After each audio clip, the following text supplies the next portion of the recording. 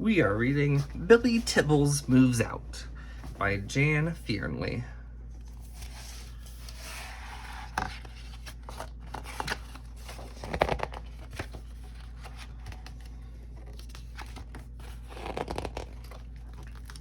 Billy Tibbles' bedroom was his favorite place.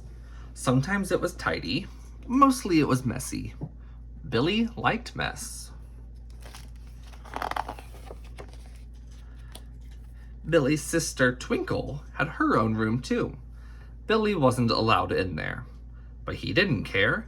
He liked his room best. It had his toys and his books, and his new skateboard, and his squeaky, creaky bed. And best of all, Billy had it all to himself.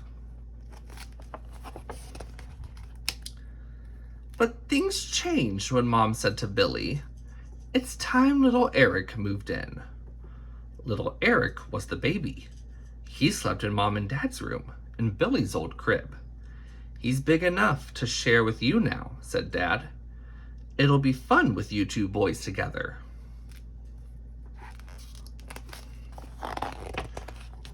Billy thought about sharing his room with little Eric, and sharing his toys, even sharing his new skateboard. "It doesn't sound like fun to me," said Billy. "I don't want to." "Now then," said Dad, "we all have to share in this house, and that means you too, Billy."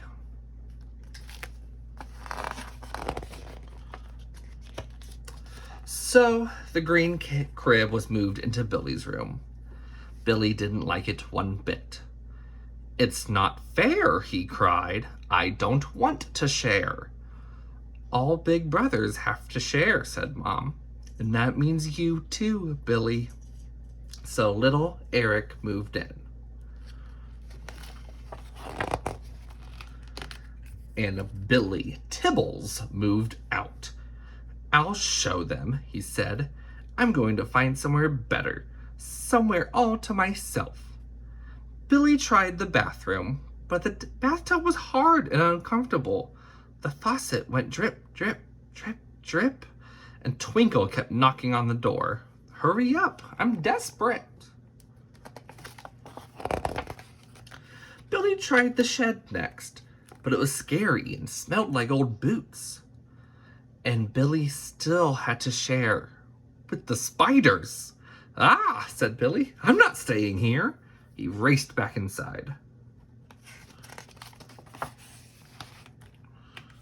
Just in time for a bedtime story. But Twinkle wouldn't share, not even for a story. She pushed and shoved. Billy wriggled and kicked. Dad sent both off to bed. "I've told you before," he said. "We all share in this house, and that means you, Billy, and you too, Twinkle." It was dark on the stairs. Shadows lurked in every corner. For the first time, Billy was glad he wasn't by himself. He held Twinkle's paw tightly. As they padded down the hall, they heard a funny noise coming from Billy's room. Squeak, creak, boing. "Ooh, Billy," whispered Twinkle. "I bet it's a monster. A huge monster." "Don't be silly," Billy said, but he squeezed Twinkle's paw even tighter, just in case. Squeak, creak, boing, went the noise again. "Let's see if it's a monster," said Twinkle. "You go first, Billy." They tiptoed to the door and peeked inside. And there was a little monster. Well, little Eric, wide awake and bouncing on Billy's bed.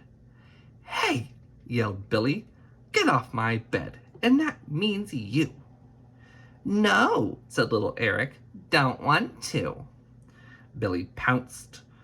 Grrr, and Billy bounced very, very high.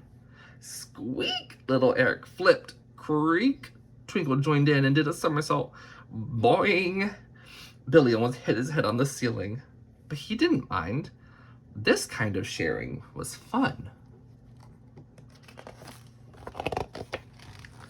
Downstairs, Mom and Dad had settled down to a nice, relaxing evening when creak, boing, squeak, boing, crack. That's it, said Dad.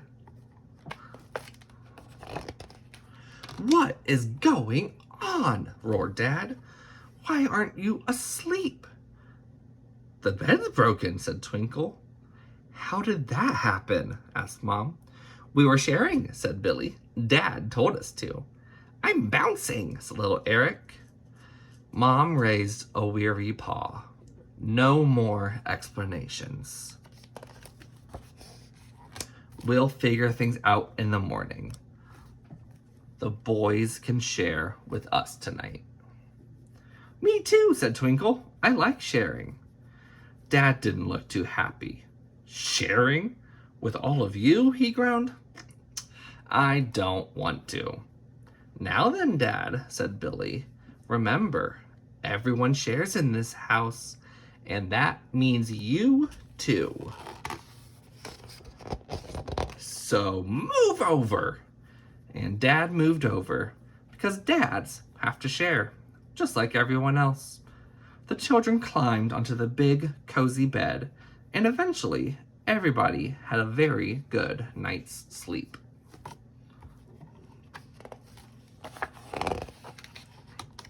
Well, almost everybody.